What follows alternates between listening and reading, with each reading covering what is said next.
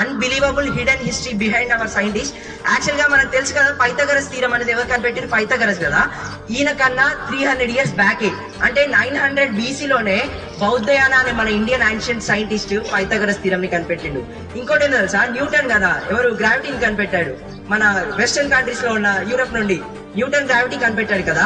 ఇంకో ఫ్యాక్ట్ ఏంటో తెలుసా మీకు? భాస్కరాచార్య 2 బోనకోశం 6 లో శిరోమణి సిద్ధాంతంలో ఈ యొక్క న్యూటన్ గురించి గురుత్వాకర్షణ శక్తి అని చెప్పేసి సంస్కృతంలో ఎగ్జాక్ట్ గా ప్రతి ఒక్కటి ఆయన పూసగుచ్చినట్టు ఈయన కన్నా కూడా 300 సంవత్సరాల క్రితమే చెప్పారు. అంటే మన ఇండియాలో ఎంత గొప్ప గొప్ప సైంటిస్టులు ఉన్నారంటే సొమ్మొకరిది సోకొకరిది అంటే ఇదే. మనదేమో అవుట్పుట్ మొత్తం మనది, పైన పబ్లిసిటీ మాత్రం వాళ్ళది.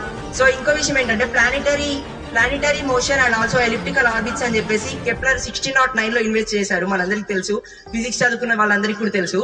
కానీ మీకు విషయం తెలుసా? మన యాన్షియన్ స్క్రిప్చర్స్ లైక్ ఆర్యభట్యం, బ్రహ్మస్ఫుత సిద్ధాంతం, ఇంకా శిరోమణి సిద్ధాంతం, వాటిలో ఒకసారి చూసుకుంటే ఇవన్నీ కూడా దానికన్నా ఆల్మోస్ట్ 1000 years బ్యాకే ఆ యొక్క బుక్స్ లో అనేది రాయడం జరిగింది.